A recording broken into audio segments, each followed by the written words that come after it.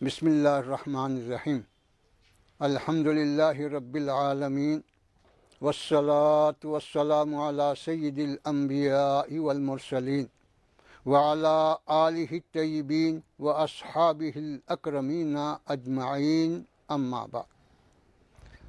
بزرگان ملت، برادران عزیز، جیسا کہ آپ جانتے ہیں کہ آج حضرت شیخ الاسلام بانی جامع نظامیہ مولانا محمد انوار اللہ فاروقی علیہ الرحمہ کا یوم وصال ہے، یعنی عرس مبارک کا دن ہے۔ آپ کی خدمات کا احاطہ نہ مورخ کے لیے ممکن ہے، نہ واعظ کے لیے، نہ کسی اور تحریر نگار کے لیے، مضمون نگار کے لیے ممکن ہے، کیونکہ اللہ سبحانہ و تعالیٰ نے آپ کے اندر ایسی خوبیاں جمع فرمائی تھیں کہ جب کبھی کوئی قلم اٹھتا تو اس ایک قلم کی تحریر سے کئی دل روشن ہو جاتے۔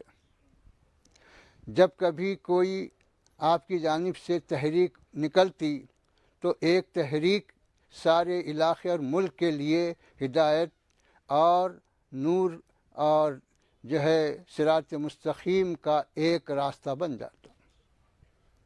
اسی طرح جب آپ اصلاح کی طرف آتے تو جیسا کہ حکم ہے کہ اصلاح جو ہے تشدد سے نہیں، اصلاح کسی اور طریقے سے نہیں، بلکہ اصلاح جو ہے اخلاق سے ہو سکتی ہے، حق و صداقت سے ہو سکتی ہے، علم سے ہو سکتی ہے، دلائل سے ہو سکتی ہے۔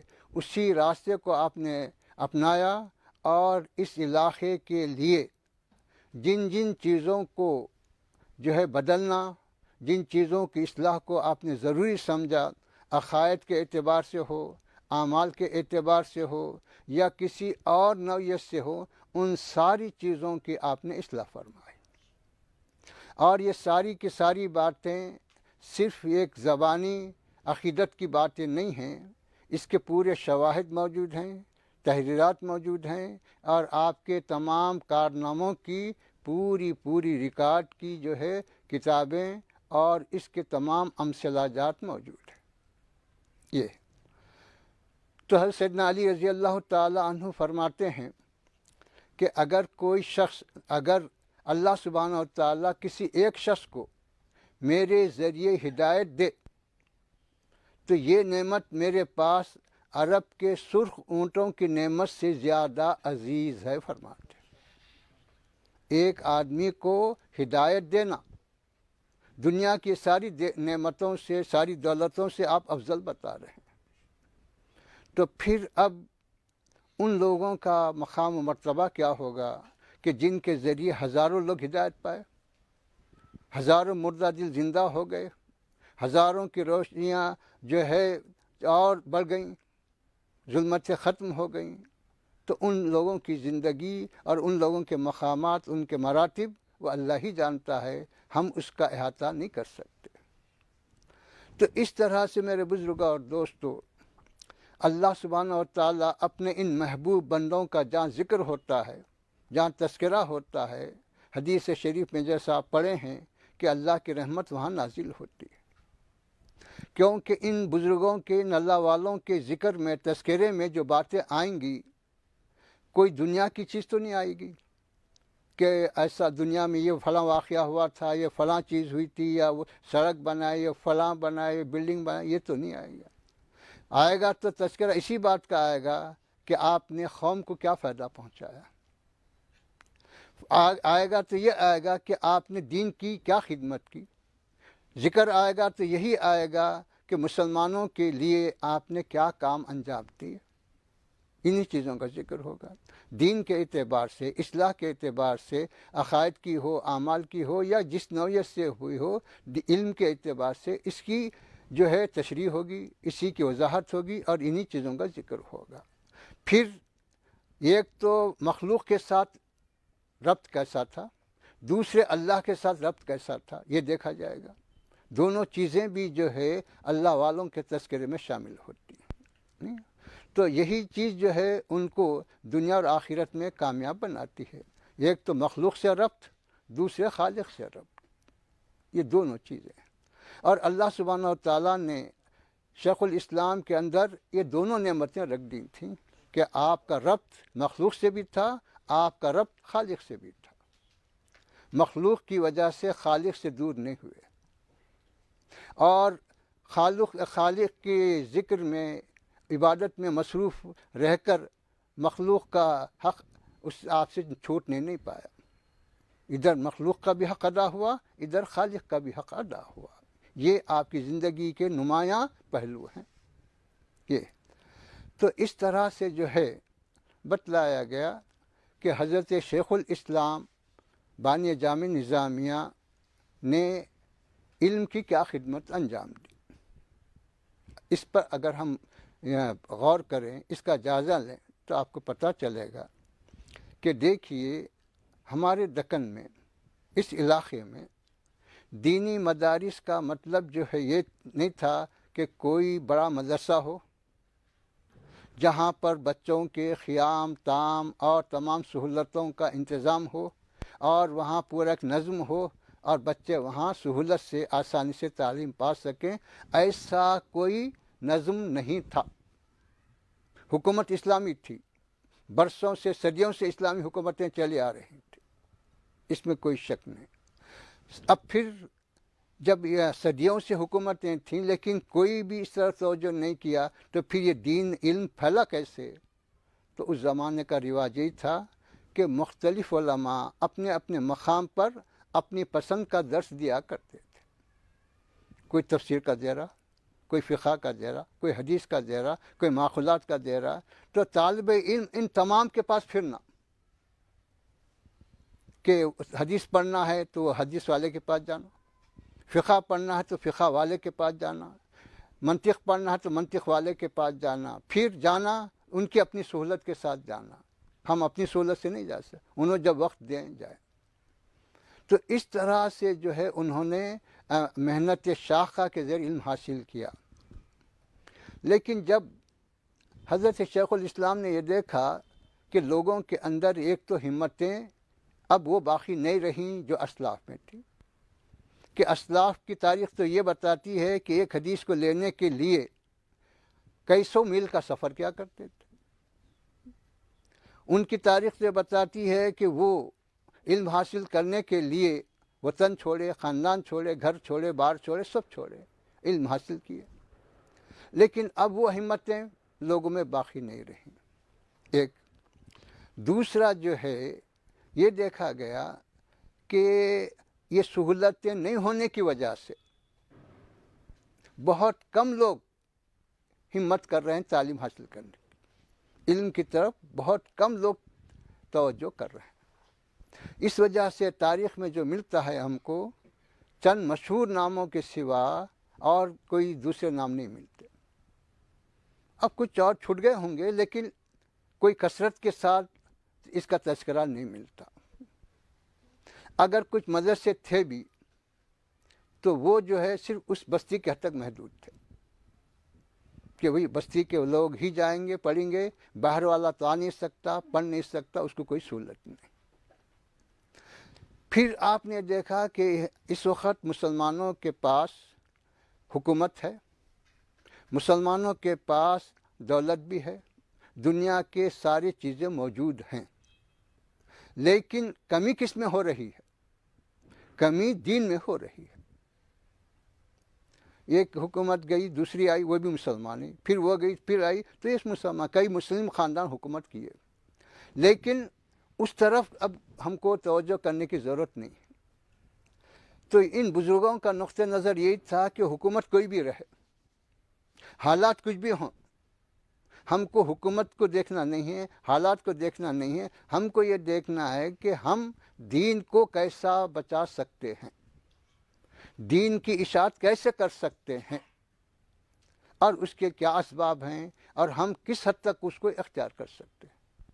یہ ان بزرگوں کا نقطہ نظر تھا، یہ تھا. تو اس طرح سے جو ہے حضرت شیخ الاسلام علیہ الرحمہ کو ہمیشہ یہ فکر رہی کہ علم اور دین کہیں متاثر نہ ہو جائے۔ ایک تو انتظام نہیں ہونے کی وجہ سے متاثر ہونے کا خدشہ تھا، دوسرے دولت کی فراوانی کی وجہ سے بھی دین کے بگڑنے اور علم کے کم ہونے کا اندیشہ تھا۔ ان دونوں چیزوں کو آپ نے سامنے رکھا۔ مال کی کثرت بھی دین کے لیے بگاڑ ہے، اور جو ہے غریبی بھی مال دین کے لیے بگاڑ ہے، لیکن اتنا نہیں جتنا مال کی کثرت ہے، اور انتظام نہیں ہونا یہ بھی بگاڑ کا سبب ہے۔ اس لیے جو ہے آپ نے مدرسے کی بنا کا ارادہ فرمایا۔ پہلے تو آپ نے اپنا درس شروع فرمایا، اس کے بعد اس کو وسعت دینے کے لیے مدرسے کا قیام لانا چاہیے، تو آپ نے مدرسے کا قیام فرمایا، جس کا نام پہلے مدرسہ نظامیہ رکھا گیا، اور اس میں جو ہے آپ نے تمام چیزوں کی وضاحت کر دی کہ اس میں ہر علاقے کا طالب علم آ سکتا ہے، ہر زبان کا آدمی آ سکتا ہے، کسی سے کوئی جو ہے معاوضہ نہیں لیا جائے گا، کسی سے کوئی مطالبہ نہیں کیا جائے گا، صرف اس کا کام یہ ہے کہ وہ آئے، دین کا علم سیکھے اور دین کی تبلیغ کرے، اور یہی مقصد تھا۔ ان سے کوئی اور مطالبہ نہیں، یہی ہے کہ آؤ، پڑھو، علم سیکھو اور دین کی خدمت کرو، اسی مقصد کے لیے۔ چنانچہ آپ جانتے ہیں کہ اسی نام کا مدرسہ بغداد میں تھا، جس کو نظام الدین طوسی نے قائم کیا تھا، اس وجہ سے اس کا نام مدرسہ نظامیہ تھا، اور ایک اسی نام کا مدرسہ نیشابور میں بھی تھا، مدرسہ نظامیہ۔ اور بغداد شریف کا جو مدرسہ نظامیہ تھا، وہاں حضور پیران پیر رضی اللہ تعالیٰ عنہ تعلیم پائے، امام غزالی تعلیم پائے، اور بڑے بڑے اکابر تعلیم پائے۔ ان وہاں کے مدرسے کے واقعات میں لکھا ہے کہ ایک مرتبہ نظام الدین طوسی جو وزیر تھے، وہ رات میں دورہ کرتے ہوئے نکلے کہ میں مدرسہ تو قائم کیا، اور حکومت کے پیسے سے قائم کیا، ذاتی پیسے سے نہیں، اور لوگوں کو اب اعتراض بھی ہونے لگا کہ حکومت کا ایک بڑا سرمایہ اس مدرسے میں ڈال رہے ہیں۔ تو گشت کرتے دیکھے یہاں ایک حلقہ بیٹھا ہوا ہے بچوں کا، یہاں ایک حلقہ بیٹھا ہوا، وہاں ایک حلقہ بیٹھا ہوا ہے۔ سب جگہ گئے، جا کے پوچھے کہ تمہارے پڑھنے کا مقصد کیا ہے؟ ہر طبقے میں گئے، ہر حلقے میں گئے۔ انہوں نے کہا کہ میرا مقصد یہ ہے کہ میں یہ پڑھ کر قاضی بنوں، قاضی القضات بنوں۔ کوئی بول رہا ہے کہ میں یہ پڑھ کر جو ہے وزیر بنوں، کوئی بول رہا ہے یہ پڑھ کر میں بڑا منطقی مناظر بنوں، کوئی کچھ بول رہا ہے، کوئی کچھ بول رہا ہے۔ میرے پڑھنے کا یہ مقصد ہے۔ ملا نظام الدین طوسی کو بڑا افسوس ہوا کہ میں جس غرض کے لیے قائم کیا تھا، اس غرض کی طرف تو ایک طالب علم بھی نہیں آ رہا ہے، کوئی بھی نہیں بول رہا ہے۔